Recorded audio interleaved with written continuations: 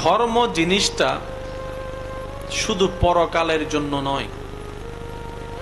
ধর্ম এমন একটা নিয়ামত যেটার মধ্যে পরকালের শান্তির রাস্তারও সংবাদ আছে, দুনিয়াতেও শান্তি কিভাবে থাকতে পারবেন সেটার রাস্তাও দেখানো আছে।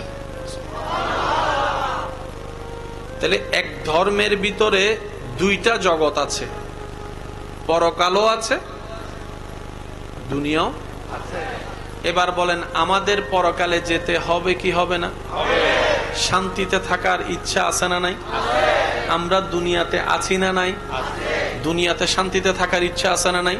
তাহলে প্রত্যেকটা মানুষের যে ধর্মেরই হোক, যেই মতেরই হোক, যেই দলেরই হোক, যেই প্রফেশনেরই হোক না কেন, সবার পছন্দ ভিন্ন থাকতে পারে। কেউ হয়তো পাইলট হওয়াকে পছন্দ করে, কেউ ডাক্তার হওয়ার স্বপ্ন দেখে, কেউ বা আবার দেশের নেতৃত্বের স্বপ্ন দেখে, কেউ বা আবার আলেম হওয়ার স্বপ্ন দেখে। এক পরিবারের 5 ভাইয়ের 5 রকম পছন্দ থাকতে পারে, 5 রকমের চাওয়া থাকতে পারে। কিন্তু একটা কথা সর্বদা মনে রাখতে হবে, যেই ব্যক্তি হোক না কেন, প্রত্যেকটা ব্যক্তির একটা চাহিদা কমন এবং মিল, সেটা হচ্ছে সবাই ইজ্জতে থাকতে চায়, সবাই শান্তিতে নিঃশ্বাস নিতে চায়। এই কথায় কারো কোনো দ্বিমত? আপনি ঘরের বউকে যদি জিজ্ঞেস করেন কি চাও, শান্তি থাকতাম যাইদি। জামাইরে যদি জিজ্ঞেস করেন জামাই হদে হবো, তুই কেন মুখ বন্ধ রাখা, কেন শান্তি থাকতাম যাইদি। মিল আছে না নাই? এবার শান্তি কাদের দরকার? শুধু আপনার এলাকার নাকি সবার? শুধু বাংলাদেশের না সবার? শুধু কি ইন্ডিয়া পাকিস্তান বাংলাদেশের নাকি সবার? তাহলে শান্তির চাওয়া সবার। সবাই কিন্তু পাইলট হতে চায় না। কাউকে কাউকে তো জোর করে পড়াইতে বসলেও বসে না। বাপ যতন আছে তখন নমাতে গরম মাস্টরি যতন বেত লইতে দেখিতে এতক্ষণ মন নচাইলে বইবে। কিছু কি এন্ডে ঢুকেন না? কিছু কি এন্ডে ঢুকেন না? সার অঙ্ক পড়ার দেরি। তো জোর করলেও সবাইকে আপনি পাইলট বানাতে পারবেন না, কারণ সবার চাওয়া তো নাই। কিন্তু শান্তি সবারই চাওয়া, ভালো থাকার ইচ্ছা সবারই চাওয়া, ঘরের মধ্যে শান্তির পরিবেশ দেখা সবারই ইচ্ছা। পুরুষ বলেন আর নারী বলেন, স্বামী বলেন আর স্ত্রী বলেন, মা বাবা বলেন, সন্তান বলেন, সবাই একটু শান্তিতে নিঃশ্বাস নিতে চাই, 2 বেলা ভাতটা একটু শান্তিতে খেতে চাই। অনেক দিনের পরে সাক্ষাৎ যেন শান্তিতে সুন্দরভাবে শুরুটা হয়, বিদায়টাও যেন সুন্দরভাবে হয়, এটাই তো সবার চাওয়া। কারণ সবাই আমরা জানি দিন শেষে একদিন তো কুল্লু নাফসিন যায়িকাতুল মউতের স্বাদ গ্রহণ করে পৃথিবীর মায়া ত্যাগ করে অন্ধকার কবরে আপনাকে আমাকে চলে যেতে হবে। যেভাবে চলে যেতে দেখেছি জানাজার খাটিয়াতে অনেক মানুষকে চলে যেতে দেখেছি, খাটিয়ার মধ্যে মানুষ কাঁধের মধ্যে করে নিয়ে কবরস্থানের দিকে চলে যাচ্ছে। এই রকম একদিন আপনাকে আমাকে সে খাটিয়ার মধ্যে শুতে হবে। সবারই জানা, রাগ করুক আর অভিমান করুক, এই করুক আর সেই করুক, দিন শেষে সবাই জানে মৃত্যুবরণ করতে হবে। আর বুদ্ধিমান মানুষরা বলে, আমার মৃত্যুতে যদি আমার আপনজনরা না আসে, এর চেয়ে বড় বেইজ্জতি আমার আর কিছুই হবে না। আমি বড় ভাইয়ের মৃত্যুতে যদি আমার ছোট ভাই না আসে, এলাকাবাসীর সামনে আমি বড় বেইজ্জত হয়ে যাব। আমার জানাজায় যদি মানুষ না আসে, আমি এলাকাবাসীর সামনে বেইজ্জত হয়ে যাব। দুনিয়াতেও শান্তি পেলাম না, মৃত্যুকালীনটাও বেইজ্জত হলো, জানাজাও ইজ্জতের মধ্যে যেতে পারলাম না। ওই চালাক মানুষরা এই জিনিসগুলোকে ভাবতে থাকে, তাই তারা ধৈর্যের মাধ্যমে, সহ্যের মাধ্যমে, কম্প্রোমাইজের মাধ্যমে, ছাড় দেওয়ার মাধ্যমে, ত্যাগ দেওয়ার মাধ্যমে মেজাজকে ঠান্ডা করে রেখে ধৈর্য ধরে সহ্য করে রবের দরবারে শুকরিয়া করে রব থেকে সাহায্য চেয়েছে, দুনিয়ার জীবনকে ইবাদতময় বানিয়ে রবের বান্দাদেরকে রবের দিকে তাকিয়ে ক্ষমা করে ভালো রেখে তারা দুনিয়াতেও ইজ্জতে থাকে। আল্লাহ চাহে তো পরকালও ইজ্জত পেয়ে যাবে। শান্তি সবার চাওয়া। আর আজকের আলোচনা তারাই শুনবেন যারা শান্তিতে নিঃশ্বাস নিতে চান। আর যারা হন না আই সুখ আছি তাহলে নুনিলে চলিব। কষ্ট পাচ্ছেন আমার কথায়? আজকে একটু বিরক্ত করব আপনাদেরকে। আপনারা কি টাকটাক করবেন? আমি আসার পর থেকে প্রচন্ড মাথা পেইন শুরু হয়েছে আমার। হয়তো অনেকে খেয়াল করলে দেখতে পাবেন একটু হঠাৎ, এটা তো আর কারো হাতে নাই। এখনো করছি মাথায় পেইন নিয়ে, আল্লাহ যতক্ষণ করায় না। সুবহানাল্লাহ রায়দন গরজ যায় হইউন। সবাই মিলে একবার বলি তো মারহাবা। আমি একটা দরুদের আওয়াজ শুনতে চাচ্ছি, যে দরুদের আওয়াজ শুনে বুঝা যাবে যে এখানে নবী রাহমাতুল্লিল আলামিনের উম্মত বসে আছে। ওই রকম একটা ফিল নিয়ে মহাব্বতের আওয়াজে সবাই একবার দরুদ শরীফ পড়েন। আল্লাহুম্মা সাল্লি আলা মাওলানা মুহাম্মদ ওয়া আলা আলি।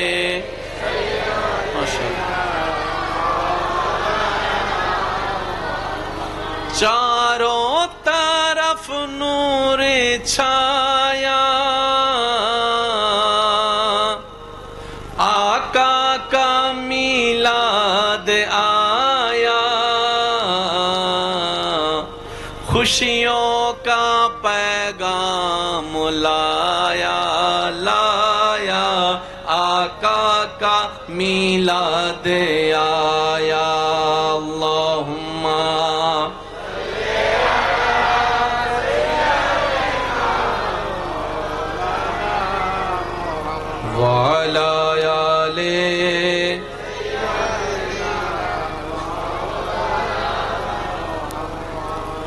खुशियाँ मनाते हैं वहीं,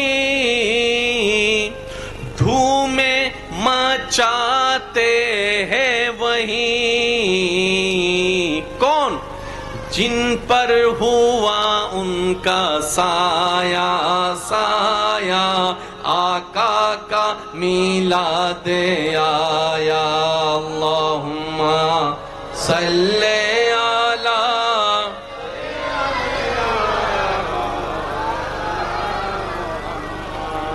वाला आले।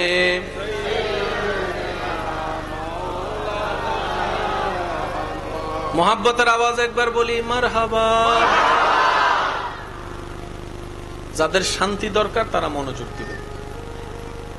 আচ্ছা, তাহলে আমাদের পরকালও যেতে হবে, দুনিয়াতেও আছে, দোনো জগতে শান্তির দরকার। একটু জোরে বলেন, শান্তির দরকার। এটা কি আমাদের ধর্মের মানুষের না সব মানুষের? কোটিপতিরও দরকার, গরিবেরও, সবারই দরকার, বড়রও দরকার, ছোটরও দরকার। আজকাল তো এমন টেনশনের সময় আসছে যে আজকে দুনিয়াতে আসছে সে বাচ্চাও দেখা যায় অনেক সময় গালের মধ্যে হাত দিয়ে ঘুমায়। একটু জোরে বলেন না। কিরে আসলি মাত্র গতকালকে, আজকে দেখি গালের মধ্যে হাত, বলে যে টেনশনের দুনিয়ায় আসছি। ডাইনও জামিলা, সামনেও জামিলা, বাইরেও জামিলা। একটা কথা মনে রাখবেন, রাগ করলে পরে করেন, আমি আমাকে বলি, আপনাদের গায়ে নিয়েন না। আমাদের মতো গাধা আর কেউ নাই। সত্যি কথা বলি, আমাদের মতো গাধা আর কেউ নাই। গাধাও মাঝে মধ্যে আমাদেরকে দেখে হাসে। কষ্ট নিয়েছেন আমার কথায়? আমি আপনাদেরকে গাধা বলি না, আমি যে গাধা সেটা বলছি। যদি গাধা না হইতাম, জগতের সবাই জানে চোরে নিজের গ্রামে চুরি করে না। চোর কখনো নিজের গ্রামে চুরি, কারণ কি? দিন শেষে তার এই বিটায় আসতে হবে, দিন শেষে তাকে এই গ্রামের মেঠোপথ দিয়ে হাঁটতে হবে, দিন শেষে তার সন্তান এই স্কুলে পড়ালেখা করবে, দিন শেষে তার আত্মীয় স্বজন রাস্তা দিয়ে হাঁটার সময় দেখা হবে। আর আমরা এত গাদার গাদা, বাহিরে তো শত্রু বানাই, ব্যবসার মধ্যেও শত্রু বানাই, নিজের ভাইয়ের সাথে ভাই দ্বন্দ্ব লেগে ঘরের ভিতরেও শত্রু বানাই। এবার বলেন আমরা চালাক? আমি তো গাদা, আপনারটা আপনি বলেন না। যদি গাদা না হইতাম, নিজের ভাইয়ের সাথে দুশ্মনী করার দরকার কি ছিল? কথা বলেন, কথা বলেন, ঠিক কিনা? কারণ মানুষ শত্রু বানায় বাহিরে, আমরা শত্রু বানাই শুধু বউরও শত্রু বানাই বেলায় মাঝে মধ্যে। ইবে মায়া করে হানাত বিষ ন দেয় না, মাতের ইবে মায়া করে বিষ ন দেয় না, নইলে হতে যাইতে গুই মাজিলে ভিটসাই যায়। এর 10 মিনিট পর অব চা দাও হইও দে, এক ফুটা মেয়ে দিলে তো বুঝতে পারছি আমি কথা? আমরা চালাকের ভেষে মূলত গাদার রাজ্যে বসবাস করি। আসল বুদ্ধিমান কারা? একটু মনোযোগ। আসল বুদ্ধিমান যারা ব্যবসা বুঝে ব্যবসা করে।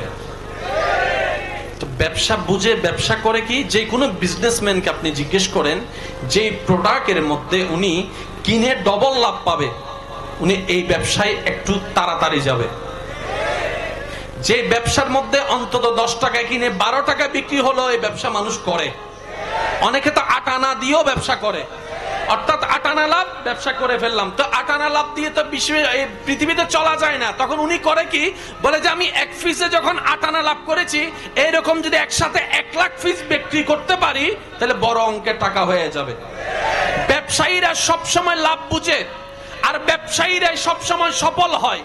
মনে রাখবেন, পৃথিবীতে সবচাইতে সুন্দর বুদ্ধিমান সেই ব্যক্তি যে দুনিয়ার ব্যবসায়ও লাভবান হয়, পরকালের ব্যবসায়ও লাভবান হয়। দুনিয়ার ব্যবসা 5 দিন, পরকালের ব্যবসার কোনো টাইম নির্ধারণ। একটু জোরে বলেন, টাইম নির্ধারণ। বুদ্ধিমান যারা, তারা পরকালের ব্যবসাটাকে সামনে রাখে, দুনিয়ার ব্যবসাটাকে পিছনে রাখে।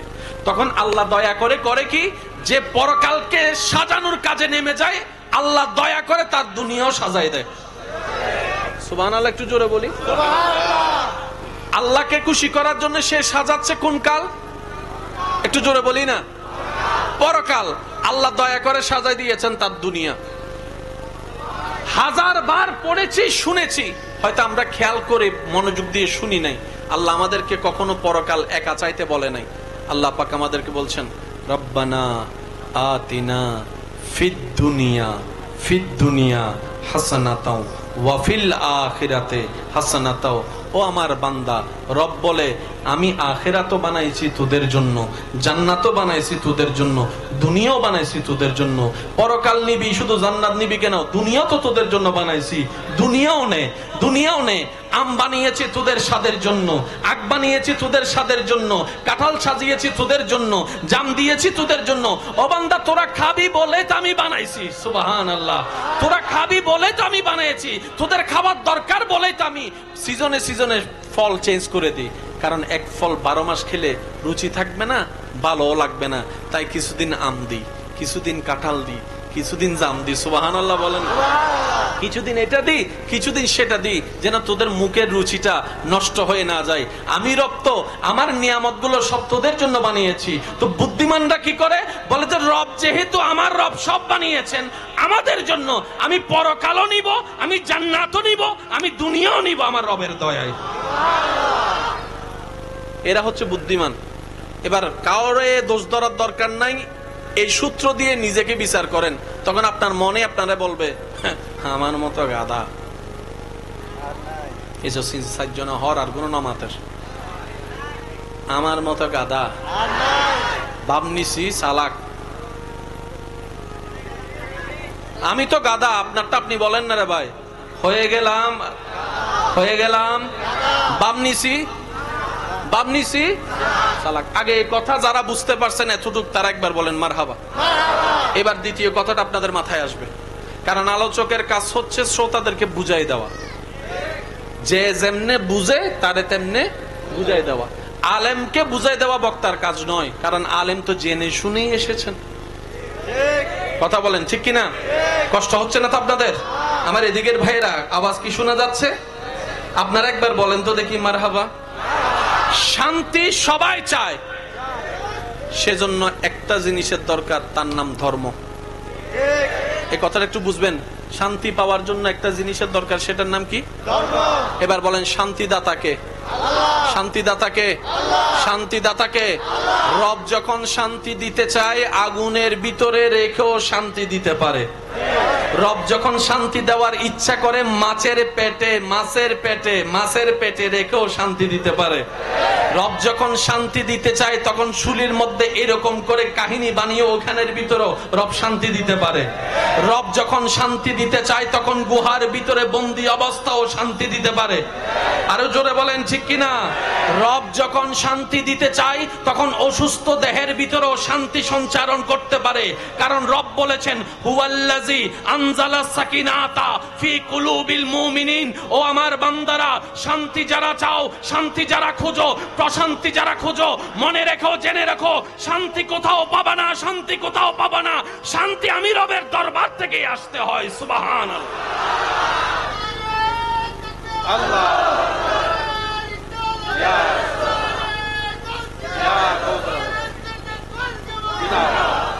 এবার বান্দা আল্লাহকে বলতেছে, আল্লাহ শান্তি দাও।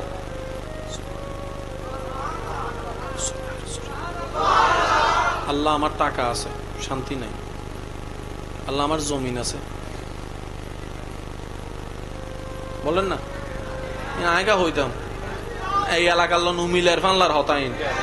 আল্লাহ থাকার ঘরও আছে কিন্তু শান্তি নাই, আল্লাহ বহুত আছে, শান্তি নাই। আল্লাহ দাইয়ের বিয়ে করছিলাম উগ্গরে ইবা আছে, হ্যাঁ বোম মারি দিন দা বাজিবে জোর হইলে আর কেন জোর হম পরিবে শান্তি। আল্লাহ প্রাডু গাড়ি দুইটা আছে তোমার দয়ায়, শান্তি নাই। আল্লাহ ঘরের মধ্যে এসি 5টা আছে, আমার রুমের মধ্যে একটা 2টা এসি আছে। আল্লাহ আমার বিছানাটা একদম ফোম নরম, হোটেলের সেই বিছানার মতো। শান্তি নাই, আল্লাহ আমি মাসে 2 বার আমেরিকা যাই। শান্তি নাই। আশা করি বোঝা যাচ্ছে কথা কি বলতে চাচ্ছে। আল্লাহ আমি ব্র্যান্ডের ঘড়ি পরি, শান্তি নাই। ব্র্যান্ডের কাপড় পরি, শান্তি নাই। টাকার কোনো অভাব নাই, শান্তি নাই। বাজার নিয়ে কোনো টেনশন নাই, শান্তি নাই। বাজারের বড় মাছটা আমার ঘরে আসে, শান্তি নাই। বউ আছে, শান্তি নাই। স্বামী আছে, শান্তি নাই। সন্তান আছে, শান্তি নাই। ব্যবসা আছে, শান্তি নাই। চাকরি আছে, শান্তি নাই। আল্লাহ আমাকে একটু শান্তি দাও। বান্দা এখন রবের কাছে ভিক্ষা করতেছে, প্লিজ একটু নড়াচড়া না করলে খুশি হব। কেন সুন্দর করে বইলে কষ্ট হতে না, কেন বই সুন্দর করে মাশাআল্লাহ, সুন্দর মাশাআল্লাহ। এই তো আসিবে কি সুন্দর সহজ মাশাআল্লাহ। ওয়াহ সভাপতি বই। কারো যাওয়ার ইচ্ছা থাকলে যেতে পারেন, সমস্যা না, আমি কাউকে বাধা দিই না, যেতে পারবেন। কিন্তু ওই নড়াচড়া করলে মনোযোগ নষ্ট হয়ে যায়, সেটা আমার না, সবারই হবে।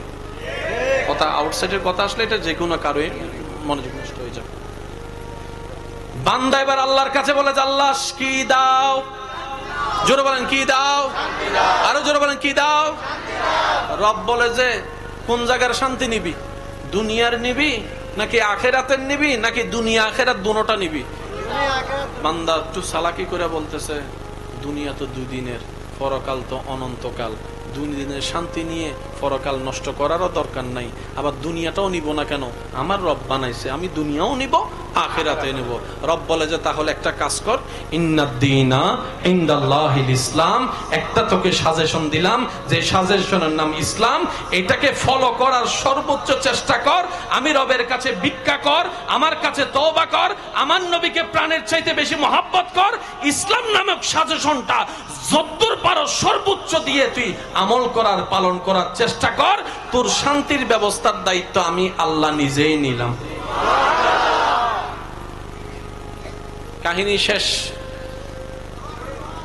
একটু জোরে বলতে হবে ভাইয়া, কাহিনী শেষ। রব বলে যে ইসলাম দিছি, এবার তোর কাছে হচ্ছে ফলো করা। কেমনে কি দিব সেটা তোর দেখার দরকার নাই। স্বাভাবিকভাবে, একটু মনোযোগ, স্বাভাবিকভাবে এমনে এমনে হয়। 9 মাসে বাচ্চা, 10 মাসে বাচ্চা দুনিয়াতে আসে, বাবা ছাড়া সন্তান হয় না। কিন্তু আমি রব যখন ইচ্ছা করি, বাবা ছাড়া, ঈসা আলাইহিস সালাম বাবা ছাড়া আমি সন্তানও দুনিয়াতে পাঠাইতে পারি। তো বান্দা তোদের টেনশন করার দরকার নাই। যার রব রহমান, যার রব রহিম, যার রব গফফার, যার রব ইন্নাল্লাহ আলা কুল্লি শাইইন কাদির, ওই রহমানের কাদিরের বান্দার তো টেনশন করার কোনো দরকার। আল্লাহ বলে যে তুই শুধু একটা কাজ কর, তুই শুধু ইসলামটাকে আপন কর, তোর বাকিটা আমি দেখব। এবার বলেন সেই ইসলামের ভিতরে নামাজের কথা আছে না নাই? আছে। নামাজ পড়লে সওয়াব আছে না নাই? ওযু বানাইলে সওয়াব আরেকটু জোরে। রুকু সিজদা করলে সওয়াব, রমজানে রোজা রাখলে সওয়াব, সেহরি খাইলে সওয়াব, ইফতার করলে সওয়াব, নামাজ পড়লে সওয়াব, তারাবি পড়লে সওয়াব, জানাজা পড়লে সওয়াব, ঈদের নামাজ পড়লে সওয়াব। এই সওয়াবগুলা কাল হাসরের ময়দানে দাড়ি পাল্লাই নেকির পাল্লা বাড়ি হওয়ার কাজে লাগবে। জান্নাতের রাস্তা সহজ হয়ে যাবে। তাহলে দুনিয়ার ভিতরে নামাজ আছে না নাই? তাহলে পরকালের ফায়দাও আছে না নাই? একটু জোরে বলেন, আছে না নাই? এবার বান্দা বলে যে আল্লাহ তুমি না বলছো দুই জগতের শান্তি দিবা, আমি তো নামাজ পড়লাম ইসলাম মেনে, পরকালের সওয়াব তো পাইলাম, দুনিয়ার লাভ কি হলো? আমি বুঝাতে পারছি না মনে হয় আপনাদেরকে। আমরা শান্তি চাই কয় জগতে? দুনিয়া এবং দিবেন কে? আমাদের রাস্তা সহজ করার জন্য যে সাজেশন দিয়েছেন, সাজেশনের নাম জোরে বলেন, সাজেশনের নাম এই ইসলামের ভিতরে নামাজের কথা আছে না নাই? তার মানে নামাজের ভিতরে পরকালীন কল্যাণও আছে, দুনিয়ার কল্যাণও আছে। সুবহানাল্লাহ বলেন। এই কথাটা মনে রাখবেন, ইসলামের প্রত্যেকটা আদেশের ভিতরে পরকালীন বেনিফিটও আছে, দুনিয়ার বেনিফিটও আছে। এবার বান্দা যখন নামাজ পড়লো, সে তো জানে ডান কাঁধের সওয়াবের পাল্লা ভারী হয়েছে রবের দয়ায়, তাহলে পরকালীন হিসাব পেয়ে গেলাম। সুবহানাল্লাহ জোরে বলি। পরকালীন ফায়দা হিসাব পেয়ে গেলাম। এবার বান্দা বলে যে আল্লাহ তুমি তো ওয়াদা করেছো পরকালেরও দিবা, দুনিয়ারও দিবা, তো নামাজের ভিতর আমি দুনিয়ার বেনিফিট কি পাইলাম? রব বলেছে তুমি যখন অজু করেছো, এই অজুর কারণে তোমার দৈহিক স্কিনের বেনিফিট হয়েছে। সুবহানাল্লাহ। তুমি যখন নিয়ত করেছো, এই নিয়তের মধ্যে তোমার চিন্তা শক্তির পবিত্রতা এসেছে। সুবহানাল্লাহ। তুমি যখন হেঁটে হেঁটে গিয়েছো, এই হাঁটার মধ্যে পরকালীন সওয়াবও হয়েছে, দুনিয়ার ব্যায়ামও হয়ে গিয়েছে। সুবহানাল্লাহ। তুমি যখন সুবহে সাদিকে ফজরের নামাজ পড়তে উঠেছো, ওই পরকালীন সওয়াবও যোগ হয়েছে, তোমার ব্রেনের মধ্যে ঠান্ডা শীতল বাতাস লেগে ব্রেনের উপকারের ব্যবস্থা হয়েছে। সুবহানাল্লাহ। তুমি যখন পরিপূর্ণভাবে উপযুক্ত নিয়মে রুকু করেছো, ওই রুকু করার কারণে সুবহান রাব্বিয়াল আযীম বলার কারণে পরকালীন সওয়াবও যোগ হয়েছে। ঠিক তেমনি ভাবে তোমার কোমরের ওষুধের ব্যবস্থা হয়েছে, হাঁটুর ওষুধের ব্যবস্থা হয়েছে, পায়ের ওষুধের ব্যবস্থা হয়েছে। তুমি যখন সুবহান রাব্বিয়াল আলা বলে সিজদার মধ্যে যখন গিয়ে সুবহান রাব্বিয়াল আলা বলছো, পরকালীন সওয়াব যেরকম যোগ হয়েছে, ওই সিজদায় যাওয়ার কারণে তোমার হার্টের সিজদার পজিশনের মধ্যে কপাল নিচে থাকে, হার্ট উপরে থাকে। ওই সিজদার পজিশনে যাওয়ার কারণে তোমার হার্ট থেকে রক্ত সঞ্চারণ ব্রেনের মধ্যে বৃদ্ধি পেয়েছে, ব্রেনের মধ্যে বৃদ্ধি পেয়েছে। সুবহানাল্লাহ।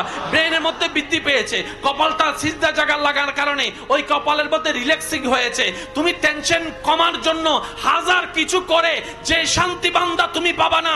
ও বান্দা, আমি রবের দরবারে সিজদায় মাথা ঝুঁকাই দেখ, 3 মিনিট 4 মিনিট 5 মিনিটের ভিতর তোর টেনশন হালকা হয়ে যাবে।